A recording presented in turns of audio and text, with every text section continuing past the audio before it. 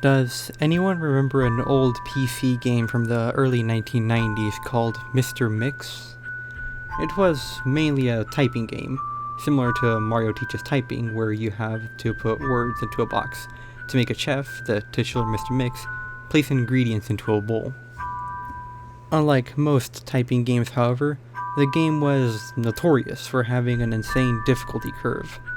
It had a words per minute requirement for each level, being as low as 10 on one level and as high as 85 on the third. By level 5, the requirement reaches over 500, effectively making it impossible to proceed any further.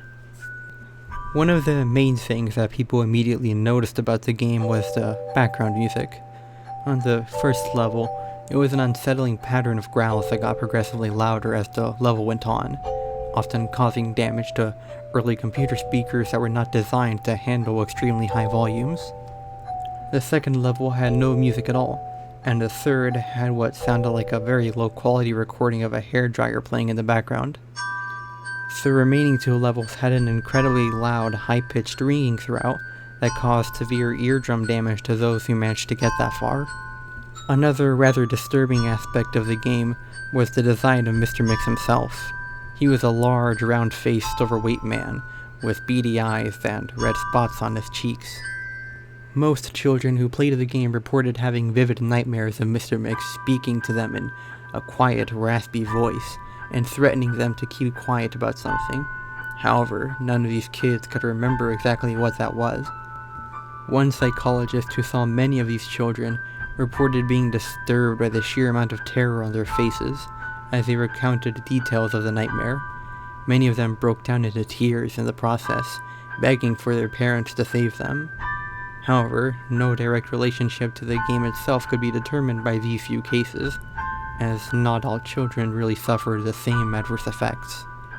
For obvious reasons, the game did not sell very well. It remained in relative obscurity until a few years ago, when PC hackers got a hold of a ROM of it and started digging through it. Using memory hacking software, they managed to crack the game's code and bypass the impossible fifth level. What they found, however, was highly disturbing. It caused many of them to quit the expedition altogether. According to the reports these hackers left behind, the game behaves very strangely if the fifth level is bypassed. The game crashes violently and closes, writing a bunch of files to the user's System32 directory to the point that the RAM is almost completely filled.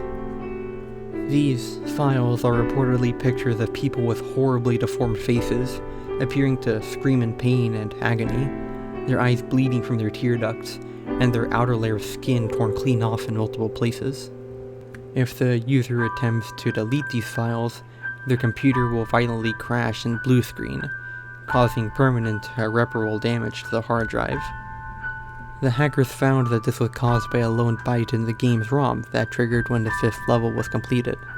After removing this byte, they were able to proceed to the sixth and final level. All of the original hackers declined to discuss what they saw in the final level. Each of them became extremely paranoid and reclusive afterwards, refusing to talk about anything related to the game, and showing astonishingly extreme symptoms of post-traumatic stress disorder. Most of them ceased to be able to form coherent sentences within a week. Within a month, all of them had gone missing. To this day, no one knows what was in that final level that could possibly cause the group so much psychological damage. Maybe it's better that way. 2 years after this incident, a man was arrested for trying to kidnap an 8-year-old girl from a grocery store. Through DNA and fingerprint analysis, he was identified as one of the original hackers who had viewed the final level of the game. He was wearing a white chef's hat, and had a look of unspeakable malice and insanity on his face.